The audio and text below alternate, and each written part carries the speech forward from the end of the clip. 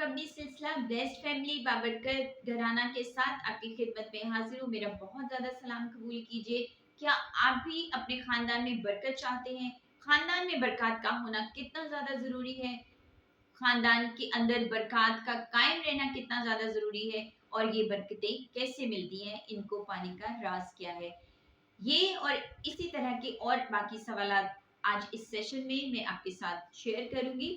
लेकिन इससे पहले कि हम आगे बढ़ें, आप जल्दी से चैनल को सब्सक्राइब कर दीजिए। इससे मेरी हौसला अफजाई होती है, मोटिवेशन बनी रहती है और मैं मजीद काम करने के लिए एनर्जी पाती हूँ। और साथ में बेल आइकॉन के बटन को भी प्रेस कर दीजिए ताकि नई आने वाली हर एक वीडियो की नोटिफिकेशन आपको बर वक्त मिल सके। तो चलिए आज के सेशन को स्टार्ट करते हैं।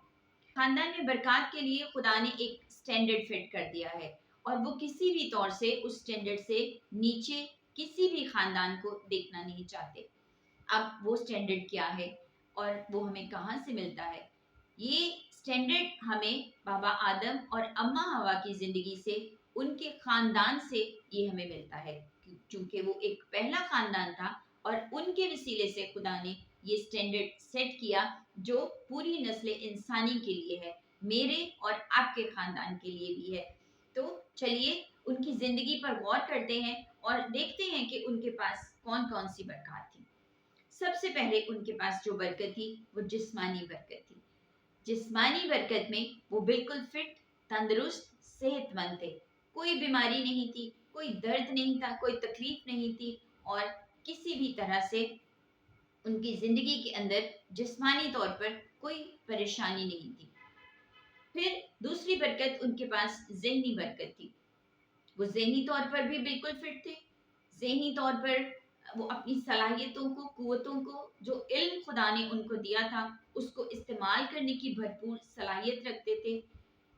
किसी भी तरह का कोई ज़हनी मसला, कोई बीमारी नहीं थी, कोई डिप्रेशन, कोई एंग्जाइटी, कोई फेयर, कोई और तरह का डर और खौफ उनको नहीं था, कोई एहसास जुर्म नहीं था।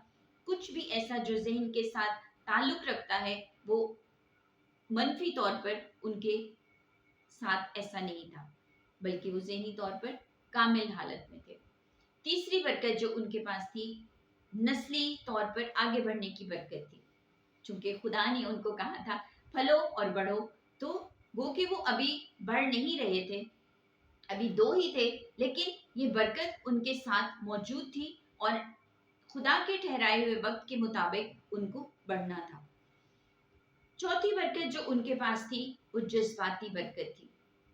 जी हाँ, जज्बात हमारी जिंदगी का बहुत अहम हिस्सा हैं, जिसके साथ हमारी जिंदगी की बहुत सारी बरकतें और खुशियां जुड़ी होती हैं। बाबा आदम, अम्मा हवा एक दूसरे के साथ मोहब्बत, एहसास में जुड़े हुए थे। एक दूसरे के साथ दिल की बातें करते, दिल की बातें सुनते, एक दूसरे की तारीफ करते। शौहर बीवी की तारीफ करता, बीवी शौहर की तारीफ करती और उनके दरमियान में ना कोई लड़ाई थी, ना झगड़ा था, ना कोई फसाद था, ना कोई मनफी जज्बा था, ना हसद था, ना खुदगर्जी थी। कुछ भी ऐसा नहीं था जो उनको एक दूसरे से जुदा करता, बल्कि वो खुदा के कहने के मुताबिक एक थे। एक तरह से सोचते, एक तरह से करते, एक तरह से वो अपनी जिंदगी में आगे बढ़ रहे थे। शख्सी तौर पर भी बढ़ रहे थे और खानदानी तौर पर भी वो बढ़ रहे थे। पांचवी बरकत जो उनके पास थी, उनके पास खुदा के मकसद से आगही थी। वो जानते थे कि खानदानी तौर पर और शख्सी तौर पर खुदा का उनके लिए क्या मकसद है, क्या मंसूबा है और उन्होंने उस मंसूबे को, उस मकसद को किस तरह से पूरा करना है। ये एक बहुत बड़ी बरकत है जो उनके पास मौजूद थी।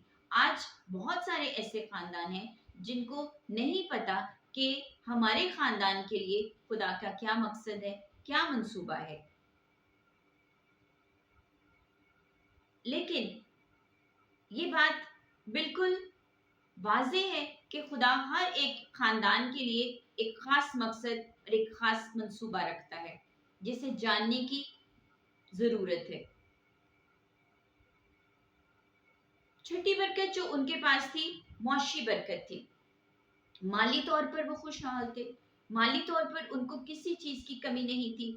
उनके पास खुदा का दिया हुआ एक खूबसूरत घर था जिसे खुदा ने बाग़े अदन का नाम दिया था।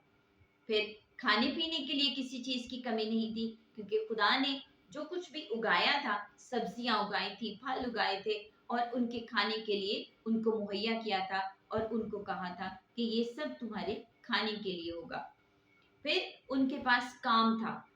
पैदाइश दूसरा बाब उसकी 16वीं आयत में खुदा ने बाबा आदम से कहा था कि इस बाग की बागबानी और निगहबानी करनी है।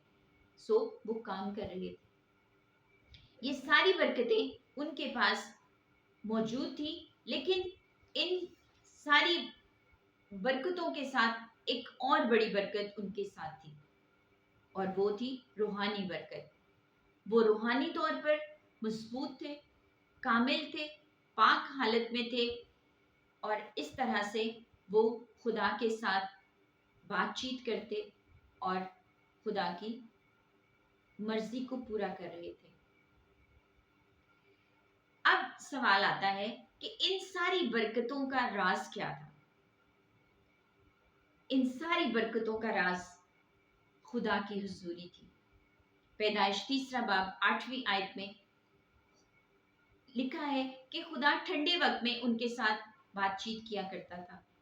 खुदा उनके साथ मुलाकात करते, उनके साथ रफाकत रखते। और भला इस मुलाकात में क्या होता था? इस मुलाकात में ये खानदान यानी बाबा आदम और अम्मा हवा खुदा की तारीफ करते, खुदा की तमजीद करते, क्योंकि खुदा ने इंसान को और इन दोनों को अपनी हमद के लिए और अपनी जलाल के लिए बनाया था। खुदा भी इनके साथ मिलकर खुश होते और इनके सारा दिन की रुदात सुनते। ये खुदा की ताबेदारी करते। एक खानदान के तौर पर जो कुछ खुदा ने इनसे कहा था कि ऐसा करना है और ऐसा नहीं करना, ये वैसा कर रहे थे। मुकम्मल तौर पर खुदा की ताबेदारी में थे। फिर ये उस मुलाकात में, उस रफाकत में जो वो खुदा के साथ रखते थे, उसमें ये सीख भी रहे थे। हर रोज जब खुदा के साथ मुलाकात होती तो ये खुदा से सीखते और ज्यादा आगे बढ़ने के लिए, अपने उलूम को, अपनी बरकतों को इस्तेमाल करने के लिए, अपने इख्तियार को जो खुदा ने इनको दिया था उसको इस्तेमाल करने के लिए, अपनी रोजमर्रा जिंदगी, अपने आपस के ताल्लुकात और अपनी अज़दवाजी और ख़ानदानी ज़िंदगी में आगे बढ़ने के लिए, बरकतों में आगे बढ़ने के लिए ये खुदा से बातचीत करते, सीखते और खुदा बड़ी खुशी के साथ अपने बच्चों के तौर पर, एक खालिक के तौर पर इनको सिखाते। और इसी तरह से ये ख़ानदानी ज़िंदगी वहाँ बाग़े अदन में आगे बढ़ रही थी, भरपूर बरकतों के साथ, भरपूर खुशियों के साथ, भरपूर इत्मीनान के साथ।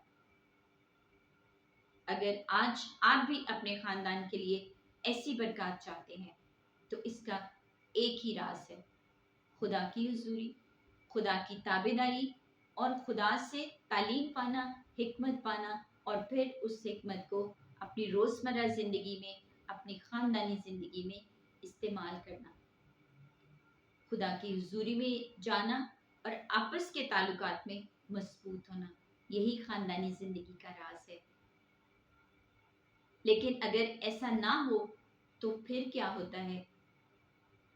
इसके लिए अगले वीडियो तक आपको इंतज़ार करना पड़ेगा। अगले सेशन में मैं ज़रूर इस बात को आपके साथ शेयर करूंगी कि अगर खुदा की ताबेदारी ना की जाए, अगर खुदा से रहनुमाई और तालीम ना हासिल की जाए, उसकी हुजूरी में ना रहा जाए तो फिर क्या होता है। चैनल पर आने का शुक्रिया। अपना और अपने खानदान का बहुत ख्याल रखिए। मिलते हैं अगले सेशन में।